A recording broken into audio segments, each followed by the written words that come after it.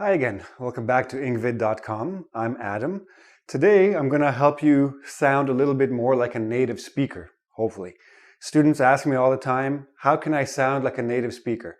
Well, before I say anything, let me just tell you that it will take time and a lot of practice. The best way is to live in an English-speaking country, of course, but of course you can do it anywhere. But it takes time, be patient, practice. So we're looking at pronunciation. Let me start with this word, pronunciation, not pronunciation. It is not a pronoun. A pronoun is I, me, my, mine. Pronunciation is how we speak English. So I'm going to give you 3 tips that will help you sound a little bit more like a native speaker.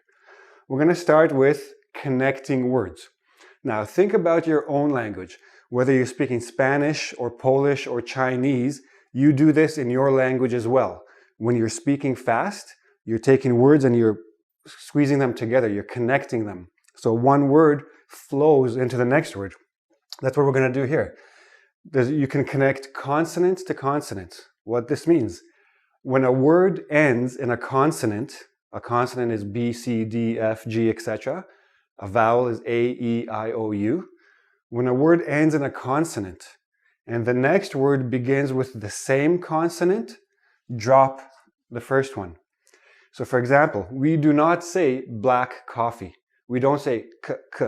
There's only one K. Black coffee. Black coffee. Okay? Practice that. Now, T and D, these are 2 different consonants.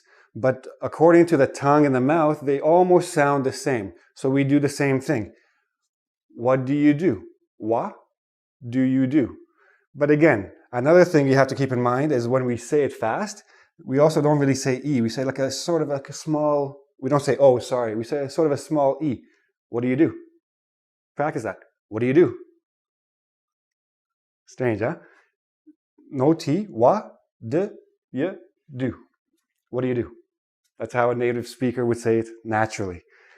Now, another thing is when a word ends in a consonant and the next word begins in a vowel, make sure you roll it in, right? Roll the consonant into the vowel and separate the syllable before. A syllable is the vowel sounds in a word, okay? So nobody, like native speakers, don't say not at all. Oh no, not at all. We don't say it like that. We say, oh, not at all.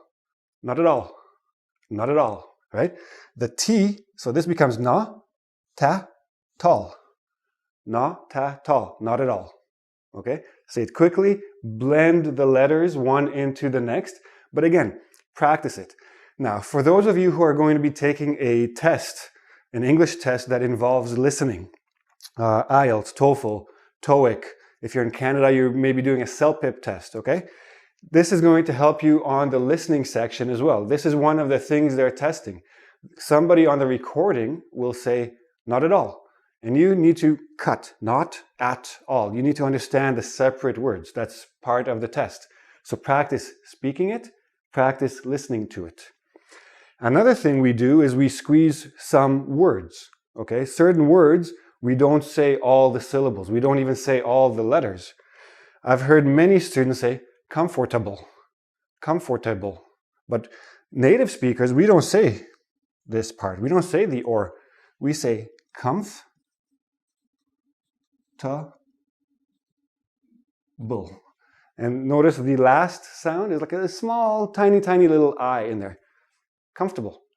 Comfortable. Comfortable. Okay? We don't pronounce the or. Comfortable. No, don't do that.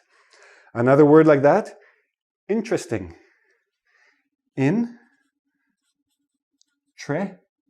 Sting. Find out what the syllables are. So interesting.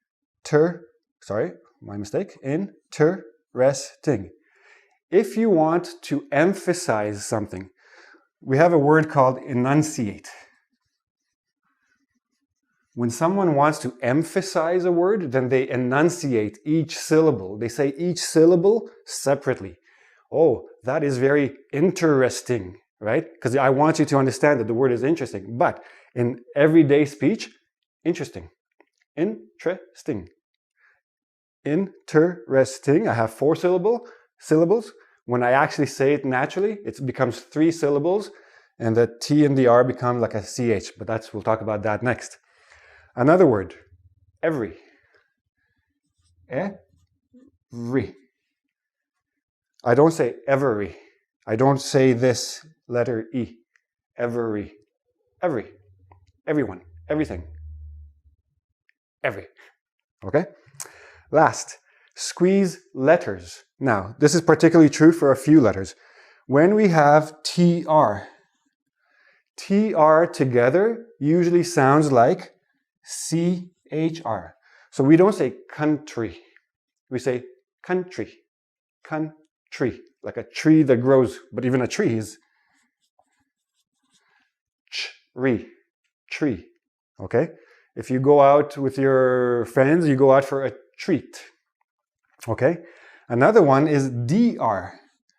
DR also doesn't really sound like DR. We don't say 100. Okay? It's too difficult for the tongue to make the quick switch.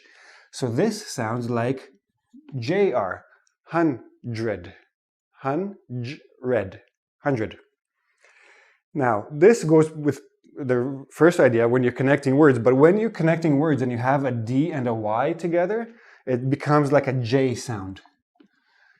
Did you? Did you? Did you? Did you do it? Did you do what I asked? Did you? Did you? Okay, so we say it like that. Very quick, very mixed, and you have to practice these because it's just more a habit than anything else. Native speakers, we don't think about doing these things. It just rolls off the tongue just like that, okay? But also, make sure you do a lot of listening. Listen to TV sitcoms, listen to the radio, lots of things on the internet. TED.com, for example, you can hear native speakers all the time. And what you can do is you can try to do dictation and try to listen and cut the words you hear into the actual separate words that they are. Listen to individual words and try to find their syllables, okay? But again, it's just practice, practice, practice. And of course, at ingvid.com, if you go to the search box at the top of the site, we have a few more, we have quite a few more pronunciation lessons. You can go there and become a more natural speaker of English, okay? Thank you for joining me today. Please go to the YouTube channel, my channel on YouTube, subscribe, and I will see you again really soon. Bye.